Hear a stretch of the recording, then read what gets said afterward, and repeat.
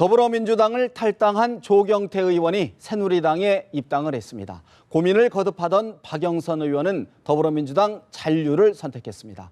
입당과 탈당 그리고 잔류, 숨가쁜 정치권의 이야기 자세히 짚어보겠습니다. 배병규 월간경제풍월 대표, 김미연 RN서치 소장, 박상혁 변호사 세 분 모셨습니다. 어서 오십시오. 안녕하십니까. 먼저 더불어민주당을 탈당한 조경태 의원이 연일 화제가 되고 있는데 초스피드로 새누리당에 입당을 했습니다. 입당의 편 먼저 듣고 대담 이어갑니다. 이렇게 받아주셔서 감사하다고 생각합니다. 국가의 안위와 국민의 이익을 위해서 최선을 다하는 그런 의원이 되겠습니다. 초심 잃지 않고 오직 국민만 바라보는 그런 정치를 여러분과 함께 하겠습니다. 민주당 소속으로 연거푸 3번 당선하신 중진 의원이신 조경태 의원께서 우리 새누리당에 오늘 입당했습니다. 삼선 중진 의원이 우리 새누리당에 오신 것은 우리 새누리당에 큰 힘이 되겠습니다. 조경태 의원이 입당을 크게 환영합니다. 조경태 의원 이렇게 받아주셔서 감사하다. 김무성 대표 새누리당에 큰 힘이 될 것이다. 크게 환영한다. 배 대표님, 제 색깔을 찾아간 거라고 보십니까? 어떻게 보십니까? 저는 이렇게까지 예측을 하지 않았어요. 그리고 조경태 의원이 말이야 입당하면서 받아줘서 감사합니다. 이런 말씀은 사석에서는 모르겠는데 마이크 앞에서 하는 건 또 적절하지 않다고 보고요. 그런데 저는 요즘 정치의 변화와 혁신 예측이 하나도 안 맞아. 나는 이렇게 이런 방식으로 뒤집박주고 바뀌리라고 상상을 못했어요. 그리고 조경태 의원이 그 색깔로 봐가지고 탈당까지는 예상을 했습니다. 그런데 친노 이미지로 거기서 3당까지 삼선을 했는데 바로 새누리당까지 가는 거 나는 그 차라리 탈당해 가면 국민의당으로 가는 것이 맞지 않겠느냐. 뭐 본인의 선택입니다만 그렇게까지 예측했는데 새누리당이 갔어요. 새누리당의 부산은 어떤 지역이냐? 차기 대권을 노리는 안철수, 문재인, 김무성 세 사람의 그 특정 정치적인 고향이에요. 거기 때문에 거기서 사람이 움직이는 건 대단히 중요한 의미를 갖는데 조경태 의원이 민주당에서 아주 강력한 그 이미지를 구축해 왔어요. 거기서 눈총 받아가면서 쓴소리 하고 싶은 얘기 다 해왔단 말이야. 그런 소신 가지고 있을 때 이왕이면 안철수 국민의당에 가가 제3당 역할을 하면 잘하겠다는 생각을 했는데 새누리당에 갔는데 본인이 거기까지는 좋은데 받아주셔서 고맙습니다. 이게 또 오게티야. 난 그걸 보고 아이고 조경태 의원 나 개인적으로 굉장히 좋아하고 격려도 했는데 왜 그런 말을 하느냐 말이야. 나 당당히 입당했습니다. 이렇게 얘기해야지. 받아주셔서 고맙습니다. 그렇게 얘기하는 건 실언이라고 생각합니다. 약간의 아쉬운 면이 있다. 박 변호사는 어떻게 보십니까?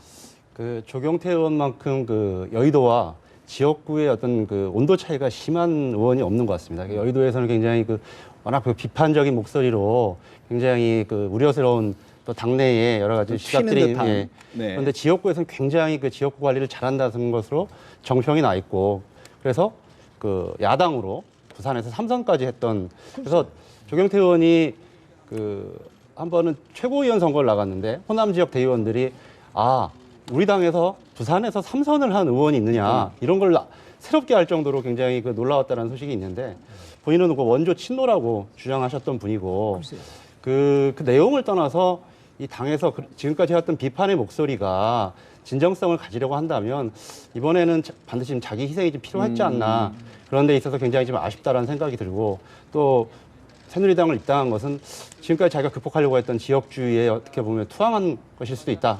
이런 비판에서는 자유롭지 못하다는 생각이 듭니다. 사실 김무성 대표 환영은 했지만 사하을이죠. 지금 조경태 의원의 지역구가 사하을인데 야당은 물론 여당 내에서도 당협위원장들의 반발이 좀 있는 것 같습니다. 오늘 입당장에서도 좀 소란이 있었는데 저희들이 화면 준비했습니다. 우리 조경태 의원이 그동안 야당의 진영에서 일을 해오던 입장에서 하루아침에 아무런 검증 절차 없이 이렇게 바로 자격 심사도 없이 수리된다고 하는 것은 본인을 위해서나 당을 위해서나 옳지 않다는 것이 저의 생각입니다. 야당 의원 12년 동안 새누리당과 한나라당을 비판해온 조경태 의원이 어떻게 입당 원서 한 장 내는 것만으로 입당을 할 수가 있습니까? 지금 이제 사하을 당협 지구당 위원장인 석동현 전 검사장이 이제 불평을 뭐 좀 불만을 토로했는데 어떻게 보십니까? 당연하다고 보여집니다. 왜냐하면 본인은 예비 후보로 등록을 해서 거기서 열심히 읽어놨는데 이제 와서 뭐 다른 사람이 오면 당연히 뭐 저런 반응은 예상이 됐던 것 같고요. 다만 저는 좀 안타까운 부분은 우리가 이제 조경태 의원 같은 경우를 본다면 상당히 섭섭한 면이 많을 것 같아요. 친노한테. 왜냐하면 본인이 정말 부산이 어떤 지역입니까? 그 지역에서 1~3선을 했거든요. 그러면 본인 생각에는 어떻게 보면 노무현 전 대통령도 못했던 거를 잘 본인이 했는데 좀 그만한 대접을 더불어민주당에서 받았어야 되는데 그러지 못한 거에 대한 어떤 불만도 좀 있을 수 있고요. 그러다 보니까 친노에 대해 상당히 공격수를 자임하지 않았습니까? 네. 그래서 작년에 뭐 작년만 하더라도 일부 네티즌은 조경태가 새누리당의 엑스맨이다 이런 이야기가 해자가 됐었는데 결국은 탈당까지는 아까 말씀을 하셨지만 예상은 됐던 일이지만 그래도 무소속으로 남거나 아니면 국민의당으로 가지 않을까 했는데 전격적으로 새누리당을 입당한 거는 어떻게 보면 많은 사람들에게 좀 충격을 주지 않았을까 싶고요. 이분이 이제 입당하면서 이제 부산 지역은 완전히 새누리당이 지금 장악을 했습니다. 이제 4월 선거 총선이 이제 몇 달 남지 않았잖아요. 그러면 이 상태라면 뭐 다 먹는다고 볼 수는 있겠지만 저는 조경태 의원이 입당한 것이 긍정적인 면도 있겠지만 저는 부정적인 면도 있지 않겠느냐 하는 생각이 좀 드는 게 우리나라 국민들은 독점주의를 좀 싫어합니다. 한 당이 독식을 하는 거에 대해서는 상당히 반발을 갖고 있기 때문에 네. 그런 점에서는 새누리당이 얻는 부분도 있지만 잃는 부분도 있지 않을까 싶습니다. 근데 부산 네. 지역이 말이야. 부산 지역이 새누리당이 다 제패한다고 확정할 수 없어요. 그거는 그 새누리당 희망 사항이고 정치권 변화와 혁신에 하면은 야당이 뭐 몇 석 차지할 수도 있는데 바로 이 조경태 의원이 입후보가 했던 사할에 석동현 변호사 아까 나왔죠. 네, 최근에 그 사람이 어머니와 함께 지은 책을 보내왔더라고. 내가 대강 읽어봤는데 꿈과 희망을 주는 사나이 석동현인데 자기가 지금 새누리당이 어려울 때 그 변호사로 중요한 역할을 많이 해왔더만 보니까 지역에서요. 세월호 관계 이렇게 해가지고 네. 하고 예비 등록해가지고 열심히 표밭을 개척했어요. 아닌 밤중에 홍두깨기으로 말이야. 조경태 의원이 딱 들어오고 김무성 대표가 고맙습니다 이렇게 얘기하니 석 변호사가 반발할 수밖에 없잖아요. 근데 남아있더라도 예를 들어 그대로 탈당하지 않았어도 본선에서 붙는 거 아닙니까? 물론 만약에? 그렇긴 하지. 그러고 예. 이제 또 당내 경선을 한다니까. 그럼 조경태 의원도 석 변호사와 같이 경선은 한답니다. 하겠죠. 네네, 할 정치계를 수밖에 보면. 없는 거죠. 그렇다 예. 치더라도 석 변호사 입장에 볼 때는 다른 사람하고는 모르지만은 조경태 의원을 상대로 해가지고 자기가 표밭을 갈아놨는데 중간에 이렇게 오니까 반발할 수밖에 없지. 뭐 네. 다른 지역도 반발합니다만 그런 측면에서 매끄럽지 못해요. 됐다. 사실은 이게. 박 변호사님, 사실은 이제 우리 지금 조경태 의원에 대한 평가가 좀 여러 평가가 있는데 지금 더불어민주당 내에서도 좀 지도부하고 융합이 좀 어려웠는데 과연 새누리당 지도부하고는 좀 융합이 될까 하는 또 의구심을 제기하는 분들이 계세요. 어떻게 보십니까? 그 일부 야당 지지층과 그 네티즌 중에서는 여기서 야당에서 벌였던 분란이 여당으로 옮겨갈 수 있다 뭐 이런 이야기도 하시는데 지금 조경태 의원이 입당한 과정들을 조금 세심하게 살펴보면 윤상현 의원이 좀 큰 역할을 했다 이런 보도들이 지금 나오고 있습니다. 그렇죠. 그리고 또 김무성 의원도 자기도 뭐 여러 가지 공을 들였다 이런 것을 봐서 당에 안착하는 데에는 별 문제가 없을 것으로 좀 보여집니다. 그리고 경선과 관련돼서도 외부 영입 인사 같은 경우는 100% 여론조사를 하도록 하는 건 경선 룰도 있기 때문에 그 과정까지는 괜찮을 것 같은데 향후 만약에 당선되더라도 네. 본인의 캐릭터를 쉽게 변경시키는 것은 좀 어려운 일이 않을까. 쉽지 않다 이렇게 저는 봅니다. 좀 약간 반대 의견인데요. 왜냐하면 지금 경선을 받아들인다고 말씀을 하셨는데 전 100%는 아닐 것 같고요. 지금 새누리당의 경선 룰대로 아마 조경태 의원이 할 것 같습니다. 왜냐하면 조경태 의원이 거기서 그저 3선을 했는데 자신감이 좀 있어야 되는 거 아니에요. 그래서 그런 면에서 본다면 저는 7대3 지금 현 공천 룰에 따라서 할 것 같고요. 두 번째는 그럼 가서 계속 트러블 메이커가 될 거냐 아니냐 문제는 저는 그렇게 행동하지 않을 거라고 보여집니다. 왜냐하면은 본인은 지금 이제 당선이 된다면 4선 의원이잖아요. 그럼 4선 의원이라는 것은 무게감이 좀 있어야 되잖아요. 그리고 본인은 아마 큰 꿈을 꿀 겁니다. 지금 아무래도 대안 후보가 없잖아요. 지금 김무성 대표가 좀 뭐 1위를 나서고 있지만 그래도 여기서 저기 좀 하면 네. 대권 후보 아니면 뭐 차기 국회의장도 할 수 있는 거잖아요. 그러니까 본인은 큰 꿈을 지금 꾸고 있기 때문에 가서 좀 보수에 어울리는 중도 보수에 어울리는 그런 이미지 메이킹을 하지 않을까 생각이 좀 듭니다. 과연 그랬을 경우에 사실 이제 3선에서 4선 넘어가는 게 굉장히 어렵다는 거 아닙니까? 네. 그쪽에서 이제 어려가면 이제 벌써 지위 자체가 이제 달라지는 그런 경계인데 예. 사실 그러면 조경태 의원이 가서 진박, 친박 예. 이야기를 할까요? 본인이 어떻게 보십니까? 누가 뭐 조경태 의원이 친박, 진박을 인정하겠어요? 그 성품상으로 또 그거하고 어울리지 않고 조경태 의원이 지금까지 3선을 통해서 쌓은 정치적인 이미지는 꼿꼿한 그 노선이 있어요. 그래 그런 측면에서 나는 바로 새누리당 가는 걸 비판적으로 봤는데 그 양반의 정치적 자산이 지금까지 딱 이 그림으로 그리면 뭐 있어요, 조경태 의원. 그걸 가지고 쭉 가야지 4선, 5선에도 의미가 있는 것이지. 중간에 가서 이 변질하면은 그 기존의 정치적인 자산에 새누리당 그 의미가- 내에서도 예, 매기 없습니다. 역할을 해야 그래서 된다. 그럼요. 새누리당에 가서 흡수돼가지고 조경태 있으나 마나 그렇게 하면 그는 개인적으로는 무슨 영광이 있는지 모르겠습니다만 우리 정치사에는 아무리 의미가 없어요. 그거 가서도 새누리당 안에 들어가 당선이 된다면 거기서 4선 중진 의원으로서 아주 무게 있는 발언을 할 수 있고 그 노선을 해야죠. 가령 뭐 정치 국회 선진화법 문제 같은 게 그 당시에 제기된다면 이거 잘못됐다. 이거 바로 뜯어 고쳐야 된다. 이렇게 당 지도부하고 차별하는 그런 은행을 해 주셔야 됩니다. 박 변호사님 또 여러 가지 관심 드는 게 하나가 조경태 의원 아까 말씀 주신 기획 영입설이 많지 않았습니까? 이게 뭐 영입을 한 거다. 근데 또 정작 김무성 대표는 영입 아니다. 뭐 인재 등용이다. 뭐 이런 얘기를 해요. 왜 이런 논란이 새누리당에서 지금 벌어지는 걸까요? 뭐 다 아시다시피 지금 그 진박과 뭐 그다음에 김무성 대표를 중심으로 하는 그 지도부 안에 그 갈등들이 있기 때문에 어제도 뭐 원유철 대표하고 비공개 최고위원회 자리에서 인재 등용이다, 인재 뭐 충원이다 뭐 이런 문제 갖고 굉장히 실랑이를 했다라는 말씀들을 했는데 결국은 그 이런 그 진박들이 예. 당내에 들어오는 것을 막기 위해서 결국 어쩔 수 없이 그런 표현들을 쓰고 있지 않나 그렇게 생각합니다. 김 소장님, 네. 사실 지금 저희가 이제 관심은 아까도 이제 이게 총선뿐만 아니라 이제 대선까지도 부산 지역의 어떤 그렇죠. 요동치는 건데 조경태 의원의 부산에서의 어떤 운신의 폭, 변동 이것이 좀 어떤 민심으로 좀 자극을 할까요? 근데 일단은 이제 사선에 이제 배치를 달아야 되겠죠. 뭐 달아야지 뭐 미래도 보이는데 저는 지금 조경태 의원 같은 경우는 참 자신만만할 것 같아요. 왜냐하면 지난번 선거에서 조경태 의원이 58.1%를 득표해갖고 이겼거든요. 네. 그러니까 그때 새누리당 후보와 격차는 근 한 20%에 가까이 났단 말이에요. 지금 저희들이 저게 그렇죠. 19대 총선 당시에 지금 저희들이 득표율이죠. 득표율을 좀 보고 예. 계십니다. 이제 보면은 그 문재인 대표 같은 경우도 뭐 55%를 했는데요. 그보다 조경태 의원이 3%포인트가 더 많이 했단 말이에요. 그러니까 이런 걸 감안해 봤을 때 야당 의원이 민주당 배지를 달고 거기서 3선을 했단 말이에요. 그러면 이분은 상당히 어떤 지역의 텃밭은 본인 지역 탄탄하다. 탄탄하다고 봐야 되거든요. 그러니까 그런 관점에서 봤을 때는 뭐 경선이라든가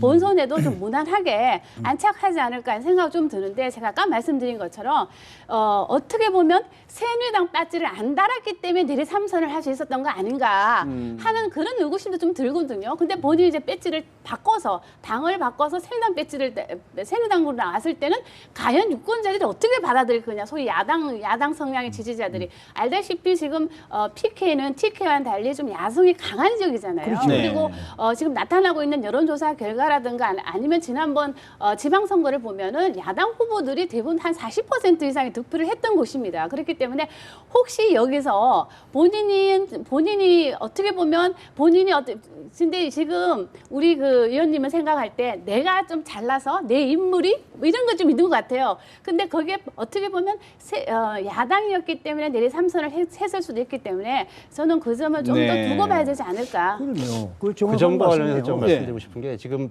부산 물론 이제 결과가 나와봐야겠습니다. 부산에서 지금 출마를 하려고 하는 더민주당으로 출마하려고 하는 대부분의 그 후보들이 보통 두 번 또는 세 번씩 도전한 분들이 많습니다.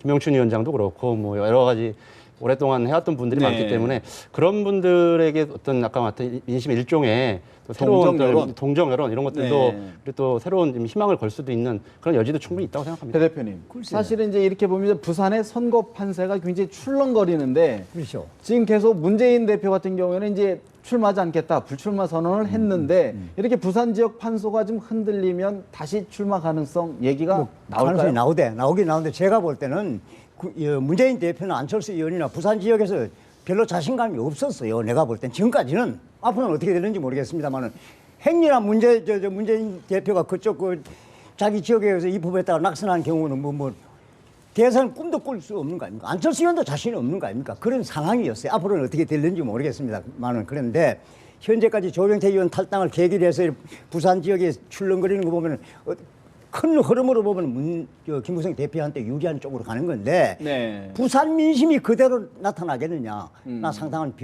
변화나 뭐 곡절이 생길 수 있다고 봅니다. 그리고 이제 김 소장님께서는 조경태 의원이 사선으로 해가 대선 후보까지를 얘기를 하는데 그거는 너무 성급한 얘기고 왜 정치적인 족보를 바꿔서 갈아탔는데 아까 55% 지금 4.13 총선에서 조경태 의원이 당선이 될 가능성은 있습니다만 55% 저는 꿈도 못 꾼다고 봅니다. 당선된다 치더라도 그렇게 안 돼요. 왜? 부산에서 민주당 타이틀 노무현 이미지 가지고 3선에 도전한 그것 때문에 그렇게 올라갔지.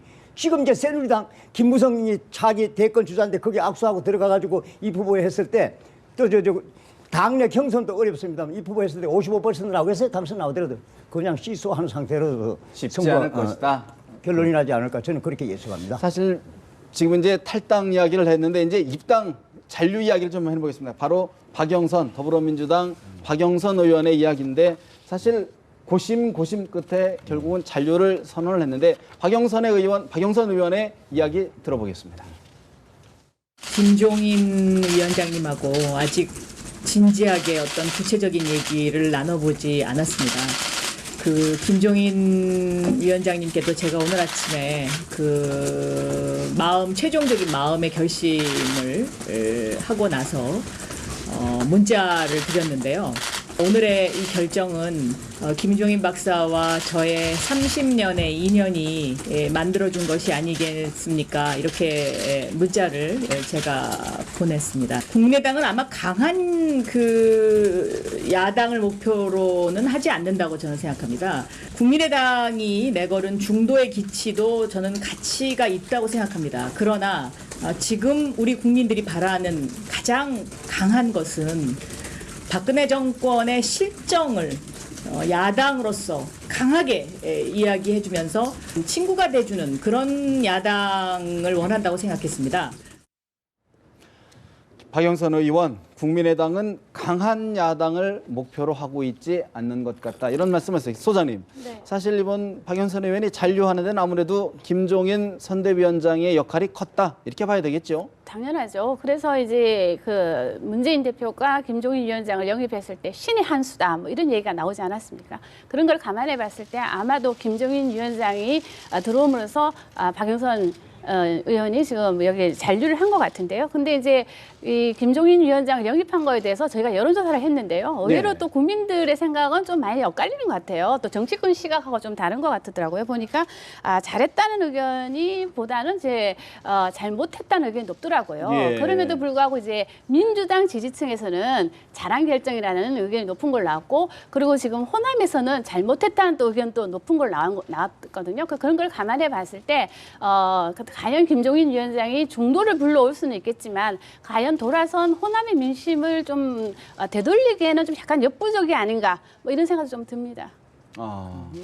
어떻게 보십니까? 예, 문재인 대표의 사퇴하고도 같은 효과입니다. 어쨌든 문재인 대표가 대표적으로 사퇴하니까 박영선 의원도 탈당할 수 있는 명분이 없어진 거 아닙니까? 그래서 나머지도 이제 탈당 러시가 무너졌는데 거기서 평가해야 될 것 같고, 어쨌든 그다음에 김종인 의원하고 나는 박영선 의원하고 호흡이 잘 맞을까? 그에 대해서도 회의적이고, 네. 김종인 선대위원장하고 김상권 영입위원장하고도 나는 위원장. 코드가 별로 맞지 않는다고 봅니다. 그리고 이제 김재인 선대위원장을 평가하기는 뭐 딱한 얘기입니다만은 제가 볼 때는 정치적으로 거기도 좀 비판을 대상입니다. 왜냐하면 어쨌든 그 당시에 노태우 대통령 시절에 했던 거 동아은행 왜 그 사건 해가지고 2억 수천만 원 그 해가 유죄 받았잖아요.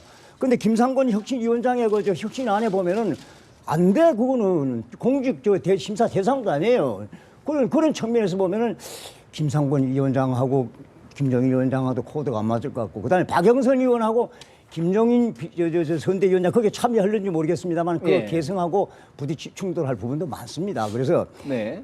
오늘 현재까지 논평할 수 있는 것은 박영선 의원이 중진의 힘으로 자세로 그 자리에 잔류했다는 건 평가하는 것이지, 앞으로 대거는 전개되는 방향을 봐서 비판할 여지가 많지 않겠느냐 그렇게 지켜볼 생각합니다. 여지가 많이 남아 있다. 예. 그런 지적인데 우리 박 변호사는 어떻게 보십니까? 그 정치인이 좀 자기 거취를 결정하려면 결국 명분과 타이밍인데 그 명분에서도 지금 배 대표님 말씀하신 대로 그 김종인 위원장이 들어오고 뭐 이러면서 좀 그리고 문재인 대표가 사퇴를 밝히면서 그런 부분에서 좀 실기를 한 측면이 있고 타이밍도 마찬가지로 이와 연동해서 좀 결국 그 저희가 거취를 움직이기에는 좀 어려움이 있었지 않겠는가. 예. 결국 리스크를 가장 좀 줄이는 방법으로 선택을 했다라는 평가를 하고 싶고요. 예. 그리고 또 좀 전에도 나왔습니다만 그렇다고 해서 뭐 국민의당에 대해서 뭐 일방적인 뭐 비난을 퍼붓거나 비판을 한 건 아니고 좀 애정어린 시각으로 뭐 일종의 기대를 갖고 있다라는 걸 봐서 앞으로 향후 또 야권 통합이라든지 야권 연대에 있어서 자기의 역할을 찾으려고 할 것 같다 이런 좀 평가를 하고 싶습니다. 박영선 의원님께서 얘기한 안철수 신당, 국민의당은 강한 야당에 대한 의지가 없는 것 같다. 목표를 하지 않는다. 이건 어떤 의미로 해석하십니까? 지금 최근에 그 관련되어 가지고 여러 가지 그 좀 말실수가 좀 나오고 행보들이 뭐 엇갈리는 것과 관련되어서 박영선 의원이 좀 비판하지 않았나 좀 그런 생각이 듭니다. 네, 저는 여기서 박영선 의원이 지금 잔류함으로써 뭐 어느 정도 더민주당에 대해 도움이 된 부분도 있지만 오늘 그 기자회견을 보면은 정운찬 총리도 정치를 한다면 더민주당에서 할 거다는 저는 이 한마디가 상당히 중요한 팩트라고 생각을 네. 합니다. 왜냐하면 정운찬 전 총리를 지금 영입하기 위해서 더 국민의당에서 지금 하고 있는데 이미 여기서 딱 잘라버렸잖아요. 정운찬 전 총리 안 간다는 걸 지금 우회적으로 지금 밝힌 거니까 그런 면에서 봤을 때는 저는 뭐 박영선 어쨌든 미래 지도자 중에 한 명이기 때문에 박영선 의원이 잔류한 것은 더민주당에게 상당히 플러스 효과가 있다. 저는 그렇게 봅니다. 그런데 나는 박영선 의원이 국민의당은 강한 야당이 아닌 것 같다 하는 논평 그거에 반반으로 봐요. 대여 투쟁에서 강한 자세를 보이지 않는다 이런 걸로 그렇게도 비춰지기도 합니다만은 지금 더불어민주당 지금까지 경제입법이나 노동입법 발목만 잡아오는 그런 야당의 상으로 보는 겁니다. 국민의당이 어떻게 했어요? 중도를 표방하면서 북한인권법이나 테러방지법 같은 거는 아무 연계 없이 동의하겠다고 얘기를 하고 그다음에 경제활성화법에도 말이야 서비스 산업 같은 것도 동의하고 다만 노동관계 5개 법 가운데 기간제법이나 근로자법은 더불어민주당하고 같은 입장을 표명한 거예요. 그러니까 지금까지 약속한 거하고 맞는 얘기입니다. 낡은 진보를 버리고 낡은 수구 꼴통도 아니다 하는 그 색깔에 맞춰서 지금 나온 거예요. 그런데 네. 이거를 박영선 의원은 강한 야당을 지향하지 않는 것 같다 이렇게 정치적으로 비판했습니다. 네. 제가 볼 때는 오히려 지금까지 봐도 우리 같은 사람들에는 국민의당이 표방한 중도 노선 그게 굉장히 현실적으로 맞다. 이렇게 봐요. 그러고 이승만 박사를 국부로 지정한 그건 뭐 말실수라고 자꾸 평가합니다. 왜 말실수가 아니고 정론이에요. 그건 학자로서는. 정론이에요. 다만 네. 4.19 묘지에 가가지고 그런 말을 했으니까 4.19 유족들한테는 상처가 될 수 있는 비판을 받을 수 있다. 네. 이거 보는 것이지. 근데 박영선 의원 같은 경우가 뭐 여러 가지 거취에 대해서 고민을 한 게 지금 더민주당과의 어떤 그 정책 노선이라든지 이런 것이 틀려서라기보다는 굉장히 강한 그 경제민주화론자고 여러 가지 굉장히 신념에 있어서는 굉장히 저는 어떻게 보면 큰 문재인 대표의 주도부하고 큰 차이가 없다고 생각합니다. 예. 결국은 그 안에서의 어떤 문화 이런 것에 대해서 굉장히 비판적이었기 때문에 여러 가지 거취 결정을 하려고 했던 거라서 지금 말씀하시는 부분과 관련해서 강한 여당의 이미지 저희가 생각하는 것은 여기가 조금 맞지 않겠냐 뭐 이런 판단을 하고 있는 것 같습니다. 알겠습니다. 김 소장님, 네. 정운찬 총리도 바른 선택을 하실 것이다라고 말씀하셨는데 어떻게 들으셨습니까? 뭐 저는 역시 이제 박영선 의원 같은 경우는 본인이 지금 왜 잔류하는가에 대해서 지금 명확하게 좀 설명을 하신 것 같고요.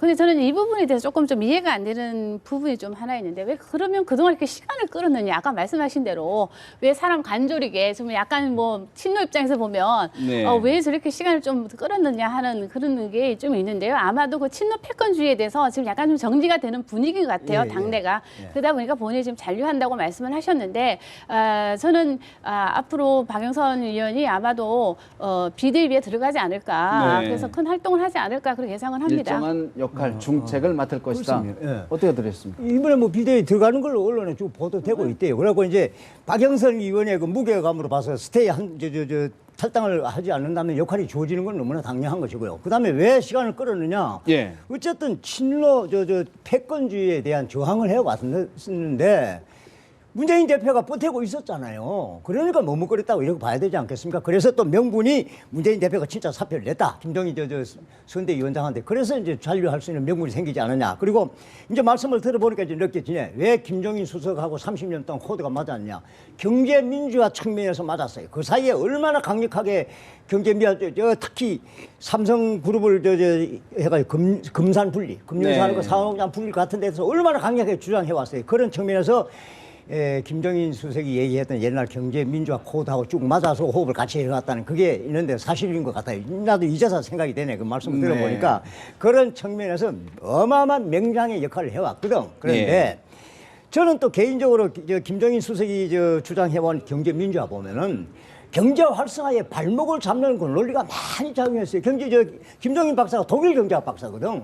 독일 경제학 박사니까 미국 주류의 경제학 박사하고 코드가 또 잘 안 맞아가지고 소외되고 뭐 이런 것도 있는데 거기에 너무 치우쳐 있는 그런 것 같아요. 나는 경제기자를 해준 사람이 보기 때문에 우리 시장 경제의 맥에 대해서는 너무 또 이해가 없지 않느냐 그런 생각이 많이 들더라고요. 있다. 현실적으로 금산분리와 같은 경우에도 굉장히 무리한 부분이 적지 않아요. 그래서 이제 비판적으로. 그러니까 이제 어쨌든 간에 그 부분에 대해서는 경제 민주화가 뭐 오르냐 안 오르냐의 문제는 오늘의 주제는 아닌 것 같은데요. 네. 저는 좀 한 가지 또 기억나는 거는 아마 또 잔류한 거는 국민의당에서 좀 실수한 면도 있다고 저는 보여집니다. 왜냐하면 그 민병호 의원이 그 문자가 공개되지 않았습니까? 아니면 뭐 선대위원장을 주든지 서울시장을 주든 네. 그러면 본인이 가고 싶어도 갔다고 수 없는. 하면 한 자리 받으니까 갔다 이런 식으로 됐기 때문에 갈 수도 없게끔 국민의당이 한 게 아니냐 저는 생각 좀 듭니다. 박 변호사님.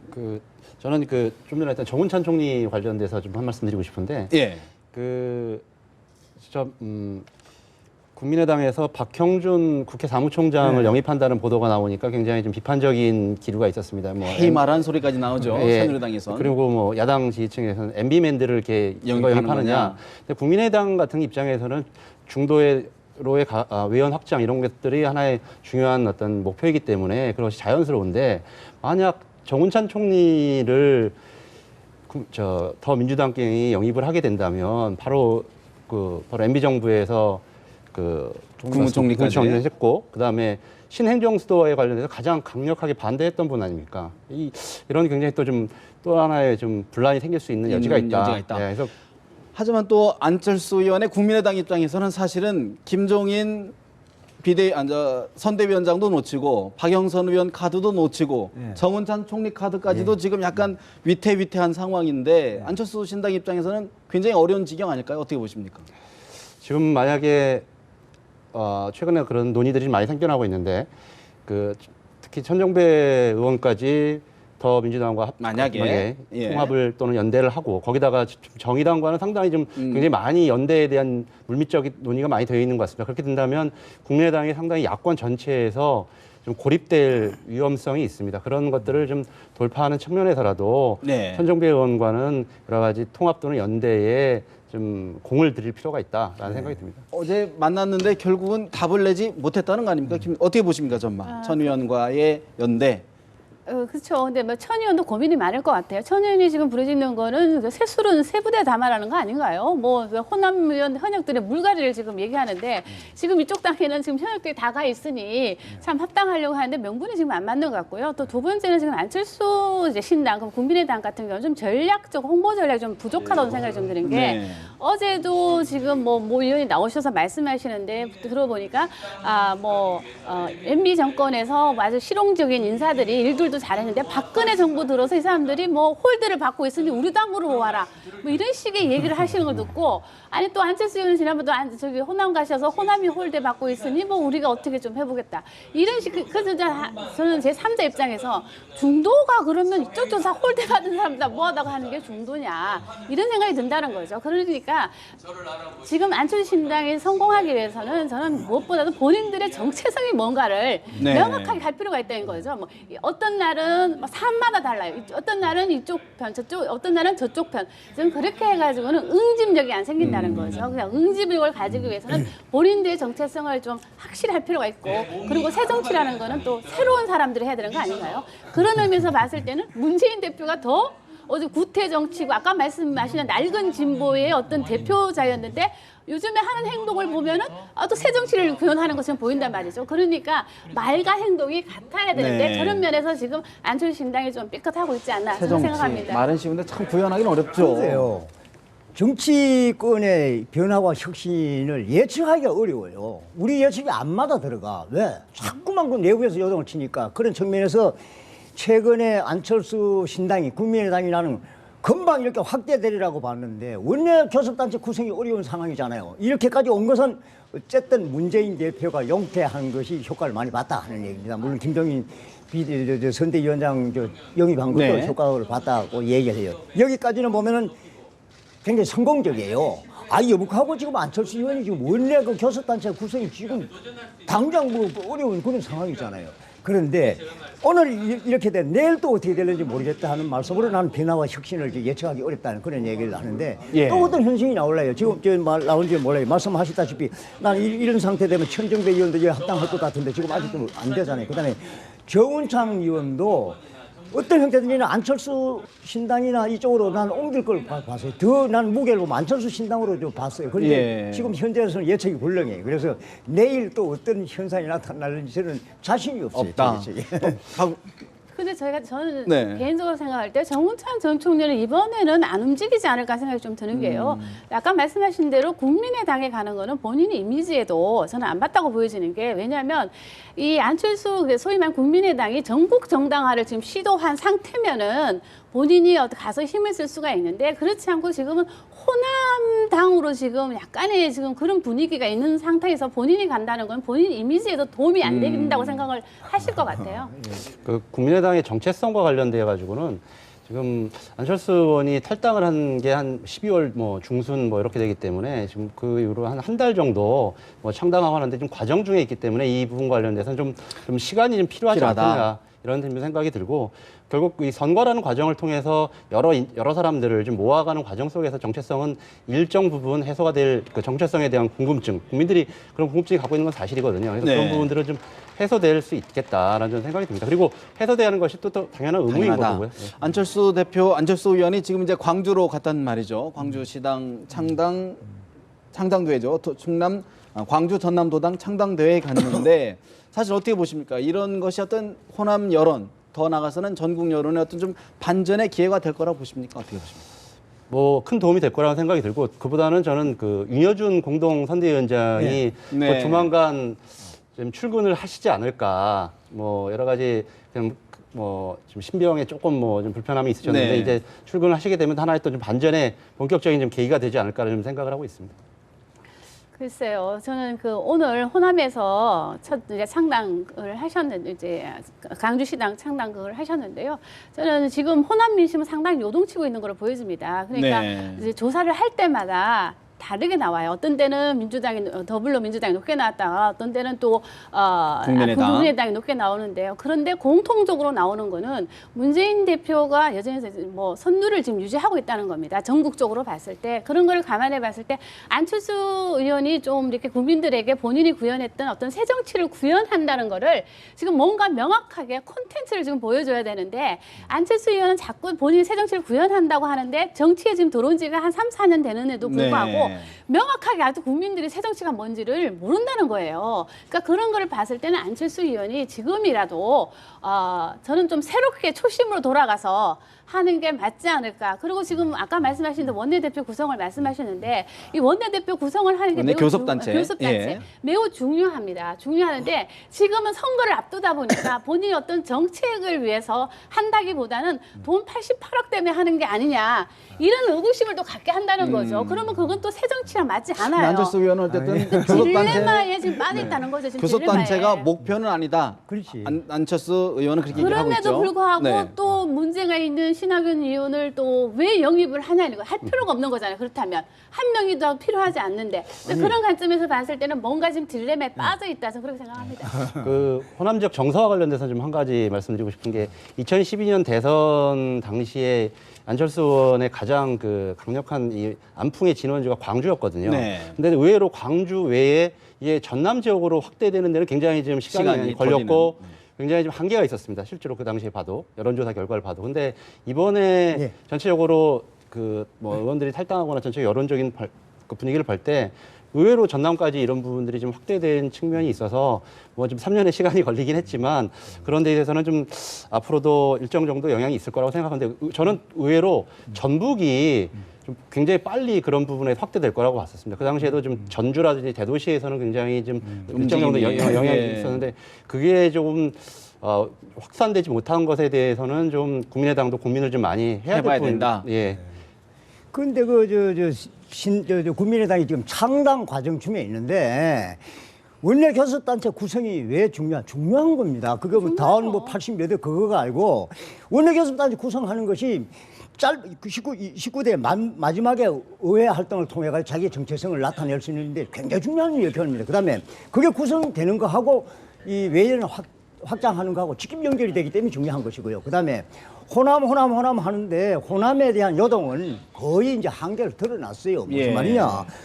동교동계가 근로가 고문을 계기로 해 동교동계 다 탈당하고 나타난 게 현재까지 상황인데 여기서 더 큰 폭풍과 같은 이런 요동은 기대하기 어려워요. 조금 미미한 비평은 나올 수 있을는지 모르겠습니다만 그래서 안철수 대표가 신당 창당하기 위해서 자꾸 강조만 갈 그게 아니에요. 그러고 처갓집이 호남이다 이런 식으로 얘기를 하면 오히려 창당 외연을 확장하는데 도움이 안 됩니다. 이제 충청도 지역에 가고 강원도 가고 해야지. 정운산 의원 얘기하는 거는 뭐 때문에 저는 중요하다고 보냐면 충청도 인맥을 잡아야 해가지고 충청의 외연을 확대하는 의미로서 중요하다고 말씀을 드리는 거예요. 근데 저는 아까 말씀하셨는데 안풍의 진원지가 강주가 맞습니다. 그럼에도 불구하고 그러면 왜 강주 시민들이 3년 전에 안철수 의원한테 그렇게 열광했는가 하는 문제 생각해 볼 필요가 있다는 거죠. 그때는 안철수 의원이 부르짖었던 게 새정치입니다. 그럼 새정치는 뭐냐면 혁신이거든요. 그럼 혁신은 뭐냐? 정치권에서 혁신은 뭡니까? 제도 개혁도 있지만 새로운 인물이 정치를 한번 해봐라는 거고 정치권 자체가 젊어지기를 바랬던 겁니다. 유권자들이. 그렇다면 안철수 의원이 해야 할 일은 답은 나와 있는 거예요. 만약 안철수 의원이 문재인 대표가 영입했던 양상무라든가 표창훈 교수라든가 이런 사람을 영입을 했다면 지금 뭐 단코 안철수 의원의 지금 지지율이요 50% 가까이 갔을 거라는 거죠. 그러니까 그런 걸 했어야 되는데 그렇지는 않고 결국에 나와서 창당을 했는데 문재인 대표를 반대하는 사람들을 모아가지고 정치를 한단 말이에요. 그러면 그 문재인을 대표하는 게 반대하는 게 새정치하는 거죠. 그리고 호남권 사람들과 하는 거에 대해서는 국민들이 반발을 하는 거예요. 그리고 여론조사를 해보면 아시겠지만 호남에 대한 현역에 대한 그 교체 지수가 50%에 가깝습니다. 근데 그런 사람들을 데리고 새정치를 한다고 하니까 호남 사람들 입장에서는 약간 또 딜레마에 빠지겠죠. 배 대표님이 말씀하시고 그다음에 지금 김 사장님 말씀하시는 것과 전 거기서 공통의 지점이 뭐냐면 그럼 모멘텀이 어디가 될 것이냐. 그렇죠. 저는 이 모멘텀이 바로 경선이 될 거라고 생각합니다. 지금 그러니까 천정배 대표의 뭐 국민의힘이나 협당을 하든 연대를 하든 상관없이 결국 이 지금 가장 많은 예비 후보자들이나 그 지원자들이 몰려 있는 것은 호남권이고 그 안에서 어떤 공정한 경선이 이루어짐으로써 지금 말씀하신 것처럼 새로운 인물들이 등장하고 현역들을 만약에 꺾는 파란들이 일어난다. 이러면 바로 그게 바로 모멘텀이 생겨나고 지금 일정 정도 정체되어 있는 국민의당의 어떤 새로운 좀 반등의 기회가 거기서 올 것이다. 물론 거기에 또 리스크도 가장 큰 지점이기도 합니다. 근데 거기서 제가 한 말씀만 더 드린다면 국민들이 바라는 새로운 인물이라는 거는 뭐 아무나는 아닙니다. 국민들 눈높이에 봤을 때 과연 국가 경영을 하고 입법 발의도 할 수 있고 그런 능력이 되는 사람이 되는 거를 얘기하지 무조건 정치권에 한 번도 들어오지 않았던 사람을 영입을 해서 뭐 금배지를 달아준다. 이건 또 아니라는 거죠. 그러니까 아까 말씀하신 대로 경선이 기폭제가 될 것은 예상이 되는데 과연 안철수 신당으로 출마하는 예비 후보자들 몇 면을 보면 알 수 있겠죠. 사실 아까 좀 얼핏 나오긴 했는데 이제 윤여준 창당 준비 공동위원장이 이제 와병, 칭병, 와병 맞습니까? 네, 와병을 마치고 이제 복귀를 한다고 그러는데 사실 그동안 좀 창당 과정에 좀 이게 여러 가지 논란이 있었습니다. 그 부분 좀 수그러들까요? 어떻게 보십니까? 난 잘 정확하게 모르지만 흔쾌한 입장이 아닌 것 같아요. 윤여준 장관을 개인적으로는 알거든요. 그리고 쭉 이제 여당에 있었는데 건강 때문에 저거 했는지 뭐 저울질 했는지 잘 모르겠어요. 그 윤씨, 파평 윤씨 집안에 400년 양반 집안에 정통 혈맥 아닙니까? 이승만 박사 시절부터 경무대, 청와대 쭉 거쳐 오신 분이에요. 그런데 거기도 계속 김종인 수석과 같이 여기저기 왔다가 안철수 멘트 갔다 어디 갔다 다시 이렇게 갔는데 신선도가 지금 뚝 떨어졌어. 그래서 모르겠어요. 건강 때문에 그런지 모르지만 자기의 주장이 이 공간이 좁아가지고 머뭇거린 것이 아니냐는 생각이 들어요. 그러면 다시 정리가 나온다면 한상진 위원장과 공동 창준 위원장으로서 힘을 합치면은 조금 나아질 겁니다. 이제 효과가 좀 있지 않겠느냐 하는 생각을 합니다. 그 대신에 본인이 명쾌한 입장으로 나와야 돼요. 그리고 이제는 다시 이걸로 끝이다 생각해 주셔야지. 무슨 정당이 나올 때마다 가서 끼웃거리는 그런 자세를 가지고는 안 된다. 예. 마지막 배수진을 치고 도와야 된다. 뭐 저도 배 대표님 말씀이랑 동감인데요. 정치 경륜상이나 뭐 여러 가지를 봤을 때 더 이상 뭐 움직이실 여지는 없는 것 같고 여기서 뭐 돕겠다고 하셨으니까 뭐 큰 역할을 해주실 거라고 좀 기대를 하고 봅니다. 사실 근데 또 우려하는 부분이 자꾸 저희가 너무 국민의 신당 우려를 많이 하는 것 같긴 하는데요. 사실 한상진 위원장과 윤현진 위원장 간이 또 사실 이게 진보의 색채가 다르단 말이죠. 그 부분에서 어떤 뭐 충돌, 잡음 어떻게 보십니까? 근데 한상진 위원장이 이번에 뭐 국보 반론으로 인해서 곤욕을 크게 치렀기 때문에 저는 상당히 조심할 거라 보여집니다. 그래서 두 분 사이의 어떤 알력 같은 거는 겉으로 비춰지지는 않을 거라 좀 예상이 되고요. 그럼에도 불구하고 윤여준 위원장이 돌아옴으로 해서 뭔가 국민의당이 어떤 새롭게 뭐 좀 이게 지지율도 좀 끌어올리는 그런 네. 역할을 할 수 있을까? 그 부분에 대해서 약간 의문을 좀 듭니다. 알겠습니다. 여당 이야기를 좀 해보겠습니다. 예. 새누리당 사실 지금 현안이 국회 선진화법 개정 논란을 예. 가지고 직권 상정이냐 아니냐 오늘 예. 정의화 국회의장이 기자회견까지 열었는데 잠시 정의화 의장의 이야기 들어봅니다. 국회의 운영이나 절차에 관한 것은 해방 이후에 오늘날까지 단 한 번도 단독으로 처리한 적이 없어요. 운영에 관한 절차에 관한 것은 어떠한 경우에라도 여야가 절충을 해서 합의를 봐서 가는 것이 온당하고 그 역사를 내가 깰 수는 없죠. 과연 의장은 어디서 오신 분인가? 의장은 우리 당의 이런 몸부림에 대해서 하나도 고민하지 않는 것 같습니다. 이 부분이 굉장히 섭섭하고 자괴감을 느낍니다. 정의화 의장 잘못을 고치기 위해서 잘못을 저질러서는 안 된다. 예. 서청원 최고위원 이거 어디서 오신 분이냐 이렇게 비판하셨는데 배 대표님 예. 어떻게 보고 계십니까? 뭐 절차적 민주를 주장하는 거 원론적으로 맞는데 저는 새누리당 입장에서 보면 아마 정의와 국회의장이 막 혼자 독불장군을 볼 겁니다. 저도 굉장히 비판적으로 봅니다. 왜? 국회의장이 뭡니까? 국회 수장으로서 지금 뭐 했어요? 지금 선거구 획정을 하기 위해서 자기가 적극적으로 움직였습니까? 쟁점 법안 가지고 막 국회 선진화법 핑계해가지고 무한정 이렇게 국정을 발목을 꺼는데 국회의장은 뭐 했어요? 합의해오라. 그런 역할을 누가 못해? 나도 앉아가 합의해와. 그렇게 그것만 하기 위해서 국회의장이 앉아 있는 겁니까? 그래 굉장히 비판적으로 볼 수밖에 없어요. 그다음에 이번 저 국회 선진화법과 관련해가지고 저 새누리당이 뭐 셀프 뭐 부결시켜 이렇게 하는 거에 대해서도 네. 그것도 물론 비판받아야 돼요. 꼼수고 편법이라고 얘기할 수 있지만은 그것도 계속 절차적 민주주의고 비판하게 되면은 국회의장 역할이 뭐가 있어? 자기는 뭐 구름 위에 있는 겁니까?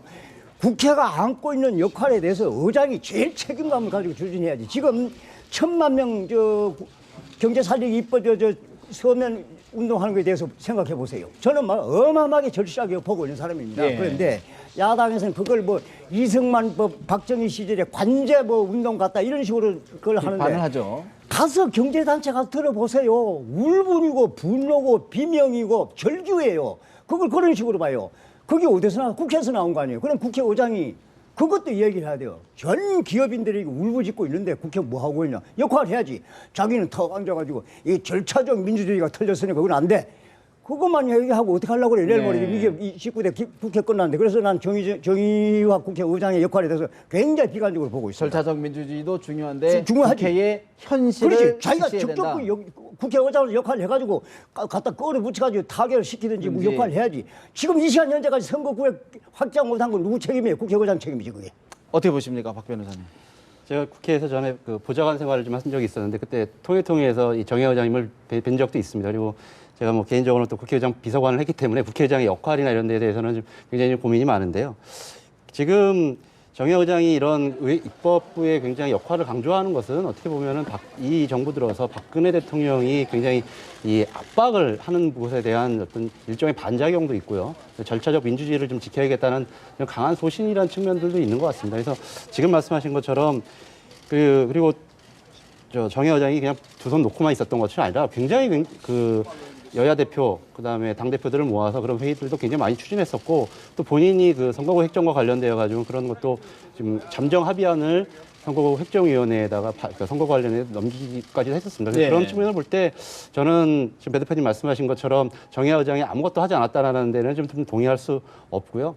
그다음에 지금 말씀하신 부분과 관련되어 가지고 박근혜 대통령의 저는 일종의 장외 투쟁인데 저는 개인적으로 국회의원들이 1인 시위를 하는 데에서도 좀 비판적입니다. 왜냐하면 입법부의 국회의원이 됐으면 헌법기관으로서의 역할이 있는데 그것을 좀 그건 아주 소수당이면 모를까 주요 정당들이 그걸 하는 데 대해서 좀 비판적인 데에 대해서 지금 대통령이 이런 데서 서명운동을 걸치고 그걸 또 국무회의 석상에서 얘기한다는 것은 헌법에 정해져 있는 대통령의 직을 좀 방기하는 것은 아닐까 그런 생각이 듭니다. 저는 또 약간 반대의 의견인데요. 왜냐하면 저는 뭐 대통령이 오직 답답했으면 했겠느냐 생각이 좀 들기 때문에 어쨌든 뭐 국회의장이 직권 상정을 안 해주니 법안을 통과시킬 수 없으니 본인은 할 수 있는 건 다 해본다. 뭐 그런 의지에 표현이라 좀 보여지기 때문에 네. 뭐 야당은 비판할 수는 있겠지만 저는 뭐 그 부분에 대해서는 저는 뭐 크게 논란의 여지는 없을 거로 보여지고요. 다만 좀 안타까운 것은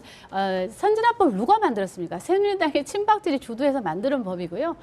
또 그리고 이제 와서는 정의학 국회의장은 또 비박이잖아요. 그러면 이러면 어떻게 보면 친박과 비박의 대결로도 지금 비춰지고 있다는 거죠. 그런 거 네. 보면 4월 총선을 앞두고 새누리당이 지금 너무 안일한 거 아니냐. 지금 말씀하신 대로 지금 경제 일선에서는 지금 먹고 사는 문제가 너무나 시급한데 새누리당 집권당은 너무 지금 야권이 분열되니까 반사 이익을 받아서 이렇게만 가면 우리가 뭐 180석도 할 수 있다. 이런 지금 자만심에 좀 빠져 있고 그러다 보니까 이 국회의장과 새누리당의 어떤 충돌 같은 네. 경우는 새누리당 지도부가 좀 풀어야 될 문제라고 생각합니다. 어쨌든 정의할 국회의장이 그렇게 반대를 하면 어떻게든 설득을 해야 될 문제가 새누리당 지도부에 있는 거지 이것을 정의할 국회의장의 책임으로 돌리는 것도 저는 온당치 이거는 않다. 온당치 않다고 봅니다. 그런데 저도 정의화 의장이 뭐 여야 쟁점 하기 위해서 회의도 소집도 하고 그다음에 뭐 쟁점 뭐 합의해오라 몇 번 선거구에 그것도 몇 번 하라 한 거 다 봤어요. 봤지만은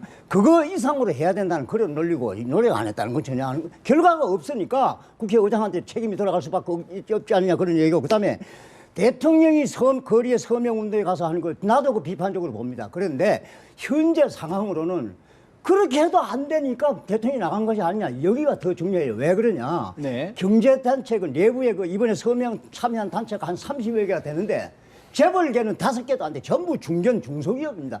협동조합, 협회 28개 업종별 전부 다 있어요. 거기다가 무슨 재벌 특혜고 무슨 뭐 대기업이라는 거 갖다 그때 붙이고 있습니까 야당이. 그러니 복장이 터지는 거지. 기업 입장에 볼 때는 복장이 터지는 거예요. 지금 포항권이나 창원권에 가보세요. 지금 그렇게 한가하게 뭐 재벌 특혜를 이걸 주장할 수 있는 게 그다음에 근로자 파견법, 근로자 보호 기간제법 가보세요. 그 혜택이 어디 가요? 뿌리 산업이나 아니면 중소기업 쪽입니다. 그 대기업 아니에요. 대기업 혜택 아무것도 아니에요. 그걸 이유로 해서 발목 잡아 있으니 복장이 터지고 네. 그것도 안 되니까 그럼 대통령이 나도 가서 서명하겠다 했는데 물론 모양이 안 좋아요.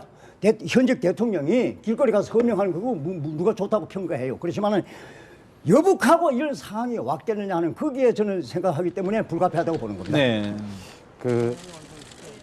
대통령이 뭐 그런 심정에 대해서는 뭐 충분히 공감하는데 과연 대통령께서 하신 활동 이전에 하셨던 활동이 예를 들면 야당의 주요 뭐 대표 지도자들. 그리고 지금 이걸 반대한다고 한다면 거기에 좀 상임위 간사들도 있습니다. 이런 분들하고 충분한 소통할 수 있는 시간과 이런 노력들을 했었는지 그리고 예를 들면 이런 보도도 나왔습니다만 대통령께서 정무수석을 국회의장한테 보내서 이런 걸 처리해달라고 했습니다.